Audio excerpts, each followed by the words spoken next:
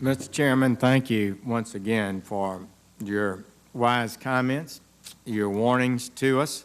I think they absolutely should be heard, and the most important thing I think cannot be overemphasized is that we're not here fighting over spending and other issues and sacrifices that would have to be made for academic or political reasons, but because the reasons you stated, our economy is in danger as a result of the path we're on. Thank you, Secretary Geithner, for appearing before us in the committee today and discussing the budget. And I know you did face a serious challenge after our financial crisis, but it would have been better had Mr. Paulson and Mr. Bernanke and Chairman of the New York Fed had seen it coming before the financial crisis hit, and maybe we could have avoided it.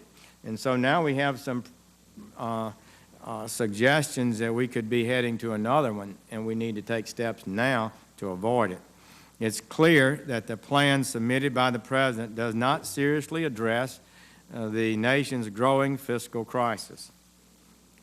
Here, Mr. Geithner, is how you described our fiscal situation earlier this week correctly. Our deficits are too high, they are unsustainable, and left unaddressed, these deficits will hurt economic growth and make us weaker as a nation. Admiral Mullen said it's the greatest threat to our national security. But the President's budget does not confront this danger. In fact, the President's budget continues the unsustainable course. The plan creates 10 straight years of deficits that never once fall below $600 billion and adds $13 trillion, at least from 2010, overall to our gross debt. Under the President's plan, interest alone on the debt will rise to $844 billion in 1 year, more than we pay for Medicare or Medicaid. It's almost unthinkable that the President would put this budget before Congress and the American people as a long-term plan for our nation.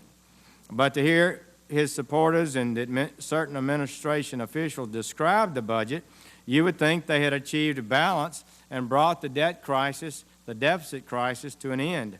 Here's what the President's Director of Budget, Jack Lew, said over the weekend, quote, "Our budget will get us over the next several years to the point where we can look the American people in the eye and say we're not adding to the debt anymore.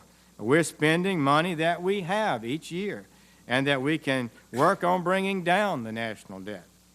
And here's what President Obama said just 2 days ago, quote, "What my budget does is to put forward some tough choices, some significant spending cuts, so that by the middle of this decade, our annual spending will match our annual revenues.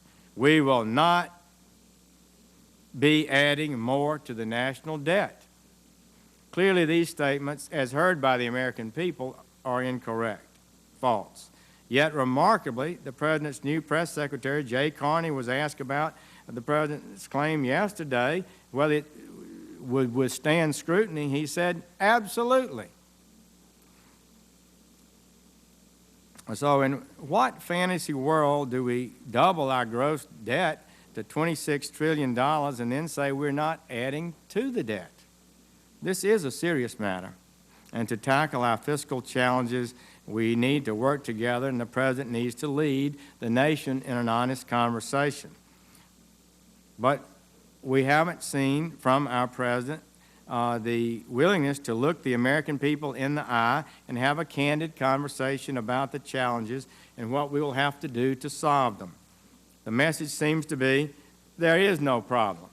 We've got it taken care of. We're going to be living within our means under this budget. So I do think the President is taking a risk here with his credibility.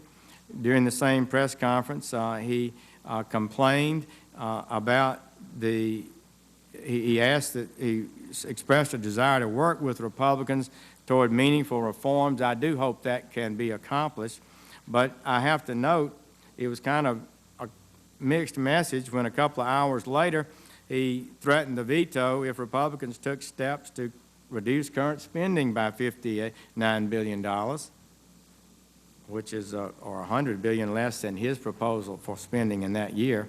So let's remember, those arguing that we cannot reduce spending are the same ones who argued 2 years ago that the massive stimulus plan would speed our economic recovery. I believe they were wrong. Our recovery has lagged behind past recessions. Unemployment has remained painfully high. The failed effort to revive the economy through a surge in government spending has instead imperiled our economy with a crushing debt that stifles job growth today, as economists have shown, and threatens our prosperity tomorrow. So, Mr. Geithner, you will forgive me if I'm unconvinced that arguments that are being made that we must preserve every cent of this year's $1.65 trillion deficit is critical, and we can't change the course we're on. So we need to stop growing the government and start growing the economy. That means reducing spending now. The situation is too urgent and the need for a new direction too great for us to delay action any longer. Significant reductions in spending may not be easy, but the reason they are not easy is because we've been heading in the wrong direction for so long. So yes, we will have to make some tough choices, but they will put us on the right road, the road that leads to a better future.